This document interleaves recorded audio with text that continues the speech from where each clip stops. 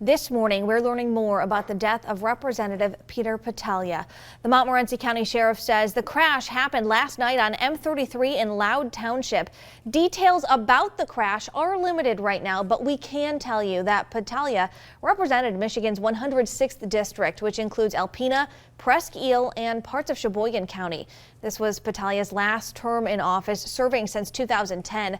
Governor Snyder issued a statement last night saying, quote, Peter had a long career committed to helping the people he represented and served, whether as a volunteer firefighter, a township supervisor, or a state representative. He'll be missed by many people in Lansing, as well as in his longtime home of Presque Isle and throughout his district, unquote. Snyder says that flags will be lowered in his honor. A Montmorency County Sheriff's dispatcher says a statement on the crash will be issued later today. And this morning, Fox 32's Cody Boyer is in Lansing right now talking to lawmakers from northern Michigan who worked alongside Petallia. He joins us live now from Lansing after talking to one of those representatives. Cody. Good morning again, Courtney and David. We literally just got off the phone with Representative Tristan Cole talking about the state representative, Peter. When we were talking with him just a little while ago, he had great things to say about him, talking about his love for the caucus. We'll talk about that in a moment, actually hear from him. But for now, we've been here in Lansing all morning, hearing from his leaders as high up as Governor Snyder, all about this tragic loss yesterday. They spoke also very highly, as well as both sides of the aisle, hearing from everybody talking about him. Petallia left an impact both across the entire state as well as his northern Michigan community in Presque Isle County. Those who shared professional experiences while leading the state of Michigan say his presence on the House floor will be greatly missed. Congressman John Molinar issues a statement on Representative Petallia's death. He says, quote, he was a great friend and colleague in the state legislature, and he will miss his engaging sense of humor and a generous spirit, rather.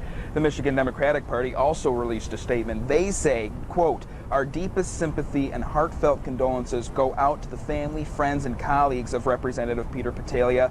We'll continue to keep his wife, children, and grandchildren in our thoughts and prayers during this difficult time. Now, Representative Tristan Cole said his passion for the caucus was great. Representative Petallia was a phenomenal individual and cared deeply about northern Michigan, and particularly a group that he worked hard to put together and hold together, the Northern Caucus, which is 12 seats, basically knuckles north, including the Upper Peninsula. And Representative Petallia, Peter really cared about that group and worked tirelessly on that. And we had spoken often about the future of the Northern Caucus and how I was going to chair that group moving forward and take it to the next level and build off of the work that he did.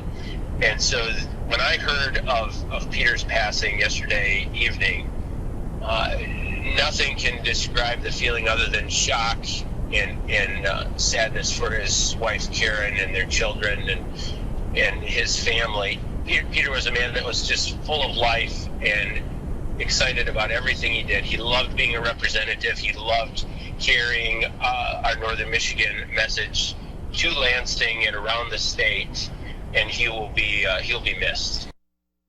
And you just heard Representative Tristan Cole talking about Representative Petallia. Cody Boyer is live in Lansing right now, and he just minutes ago finished a phone call with him to talk about his memory. And while this unexpected sudden death of Representative Peter Petallia comes as a shock to Michigan's political community, it's heartbreaking for the northern Michigan natives who knew him on a personal level. Petallia spent most of his adult life living in Presque Isle Township, where he became very involved in the community. New on Michigan this morning, Adora Namigadei continues our team coverage live from the Montmorency County Sheriff's Department. Adora. Good morning, Courtney and David. We're live in Montmorency County, where just hours ago, State Representative Peter Petallia lost his life in a motorcycle accident. He leaves behind a big impact on Michigan, the state itself, and on his specific community of northern Michigan, Presque Isle County. He used to serve for 16 years as the Presque Isle Township Supervisor, and he was also a volunteer firefighter for 15 years. Petallia also served on several boards during his tenure in government, including being the chair of the House Committee on Transportation and Infrastructure and the vice chair of the Financial Services Committee. Away from the office, though, Battaglia is remembered as someone who loved being outdoors. He's also someone who loved his county's history and being influential in the decades since he moved there to make it a better place. State Senator Wayne Schmidt calls him a family man. He was a good father, a good husband, a good friend. Those are the things that, the legislative careers come and go, but being a good person, the kind of person Peter Battaglia was someone, I'm very proud to have called him my friend and to have gotten to know he and Karen and their family. It's a huge loss for Alpena, a huge loss for Northern Michigan, a huge loss for the state. We're working hard to get you more details on what exactly happened and how it's impacting people in the state. So stay with us on Michigan This Morning. Live in Montmorency County, I'm Adora Namigade for Michigan This Morning. All right, thank you, Adora. And we also learned just moments ago that the Sheriff's Department in Montmorency County is turning the investigation over to the Michigan State Police. We'll have more information for you coming up at 8:30 from both Cody and Adora live in the field. It's 8:06 Michigan This Morning, and today one man is dead after being shot, and deputies in Missaukee County are trying to figure out exactly what happened. Take a look. This is video from the scene. Around 6 last night, deputies were called to a cabin on Blue Road and South Jeffs Road in Butterfield Township, where a man said that he'd shot a family member. The Missaukee County Sheriff says when they got there, they found one man shot in the head. Right now, investigators believe this was an accidental shooting. Both men are from downstate and were in the area at a cabin they use for hunting. Person is still at the scene. We're still processing the evidence and looking at the scene so we can make a determination as to what caused this. Stay with Northern Michigan's news leader as we work to learn more about this deadly shooting. This morning, a woman is safe after she escaped from a Roscommon County home where police say she was being held hostage. Michigan State Police were called to a Roscommon Township home Sunday morning where troopers say a man with a gun was threatening a woman and holding her against her will. After a few hours, the woman managed to escape and run to a neighbor's house where they called police. State troopers and Roscommon County deputies surrounded the house and talked the man out within about 20 minutes. He surrendered peacefully and is now at the Roscommon County Jail. We have continuing coverage of a violent protest in an Upper Peninsula prison. This morning, the Kinross Correctional Facility is operating in secure mode. The Michigan Department of Corrections says the protest started on Friday with prisoners at the Kinross Correctional Facility refusing to go to work in the kitchen on the anniversary of the Attica prison riots in New York. On Saturday morning, prisoners marched and chanted in the yard. Prison staff was able to get the prisoners inside peacefully, but as they were removing about 150 prisoners, the destruction started. They attempted to start a fire and broke windows and sinks. At least one housing unit is now considered unlivable. The MDOC has moved more than 100 inmates to other facilities. Police arrested 2 people after they say they found a drug house in Big Rapids. Big Rapids public safety officers responded to the home on South Warren Avenue after getting calls from a drunk woman asking for help on Thursday. When they arrived at the home, officers say they found a gun, a large amount of marijuana, some cocaine and pills. Police also found $42,000. They arrested Kent Burns. He's now charged with possession with intent to deliver marijuana and cocaine, along with maintaining a drug house. A second man is expected to be arraigned later today. Investigators also arrested 2 others on parole and probation violations. In continuing coverage this morning, the Isabella County Sheriff's Department is looking for a person who drove through a fairground, causing thousands of dollars in damage. Deputies say it happened sometime between Thursday and Friday on Mission Road in Isabella County. The driver went right through the 2 main support beams and panels of this building. The groundskeeper says he believes it's about $2,000 worth of damage. Someone found a piece of the grill from the car on the ground near the building. Now deputies are asking the public to keep an eye out for a damaged Dodge vehicle. The Sheriff's Department asks if anyone has information on what happened to please give them a call. In this update, a man arrested for stealing a car has been identified, and police think he may be responsible for other crimes also. Last week, the Leelanau County Sheriff's Office got a call that a car was stolen in Glen Arbor. William Manor was arrested for stealing that car, and while that was happening, deputies were responding to an armed bank robbery in Empire. The sheriff's office is still investigating, trying to figure out if Menor is responsible for that robbery, along with 2 other bank robberies in Benzie County.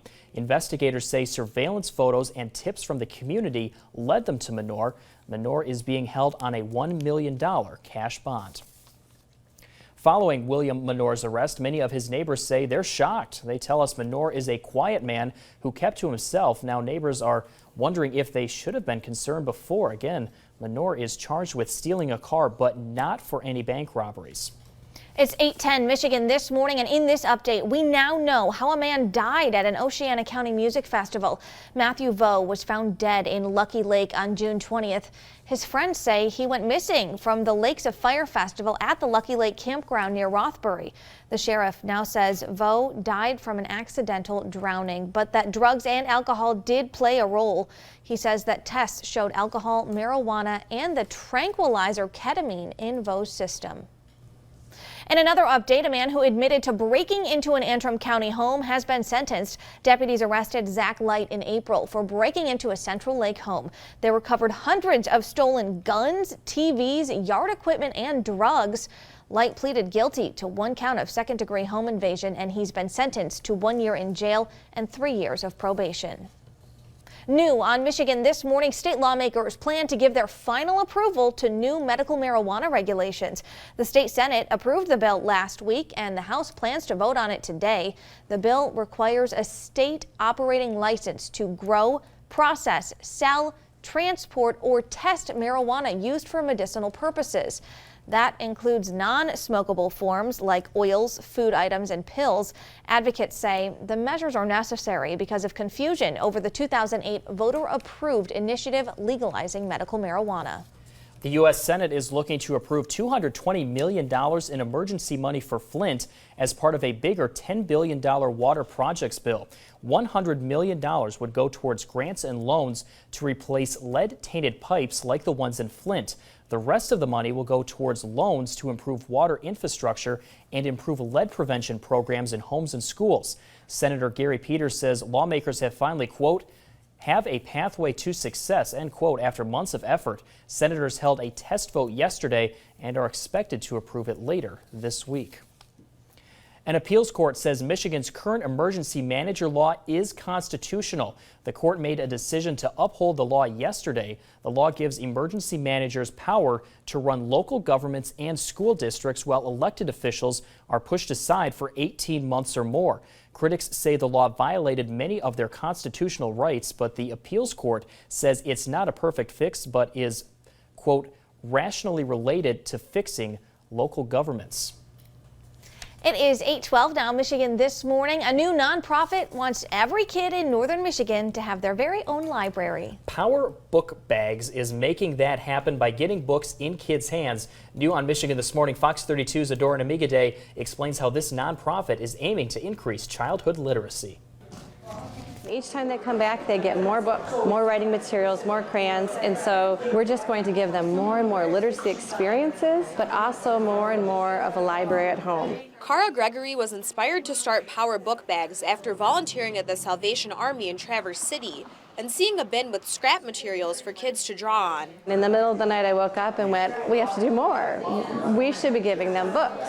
And we shouldn't just be giving them books, we should be giving them writing materials. That vision is now a full-fledged nonprofit. People donate books, help sew personal bags for kids, and put everything together. Kids can pick up bags from 7 area food and baby pantries. I've seen kids actually write like a whole story on all 10 pages. It's definitely bringing out creativity, and the enthusiasm from the kids and the parents is just amazing. Volunteer Sandra Lindley is excited to help out because she sees how important literacy is in her family's life. We have 6 grandchildren, and we know how important it is. They're starting to go into college now, and how important it is to be able to read and to write well and to do well in school. Volunteers put bags together at Buzzadoo Cafe in Traverse City whenever new stock is needed. Because the more words a kid is exposed to early on, the better chance they have to succeed in the future. Definitely every child in Grand Traverse and Leelanau County and our whole area in northern Michigan, we should just have books in everybody's hands all the time. I'm Adora Namigade for Michigan This Morning.